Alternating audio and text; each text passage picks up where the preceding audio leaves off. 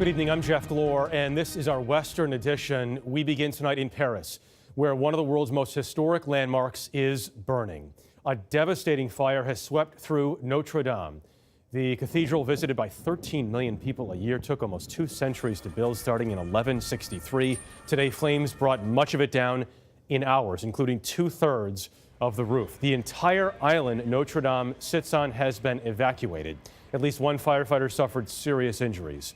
After flames toppled the steeple, French President Macron said, "Part of us is burning." He vows to rebuild. We have 2 reports tonight, beginning with Roxana Saberi in Paris. Sirens and shock swept through the heart of the French capital.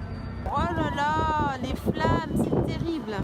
Smoke billowing from Notre Dame Cathedral could be seen across the city as the great spire of one of the world's most recognizable landmarks went up in flames.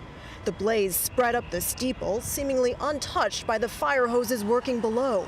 400 firefighters battled flames more than 200 feet above ground, with no water drops from the air. The added weight might have flattened the entire building. It's not really a tool that urban fire departments have in their belts. When you see those water drops being done on forest fires and things of that nature, they're trying to hit a broad swath of area with a lot of water. You had a lot of things working against the firefighters here. So many things were working against them that sometimes when you pull up on the scene of a fire, the die is already cast before you can even go to work. As crowds gathered on the sidewalk, the iconic spire collapsed inside the cathedral. Over the hours, one of the most visited sites in Paris was reduced to a charred skeleton. A cathedral spokesperson said the entire interior was burning. Notre Dame is not just a building, it's the beating heart of Paris, and seeing it like an open heart on the medical table, it's heartbreaking. Notre Dame has towered over Paris for 8 centuries, and renovations were underway to shore up its crumbling structure. We had a rare look last year at the disrepair. Here was a wooden railing which has been put to replace the original railing which was here. Years of rain, snow, and pollution were eroding the flying buttresses that prop the cathedral up. Therefore, there's a risk to the whole cathedral exactly. falling down? Yes, exactly.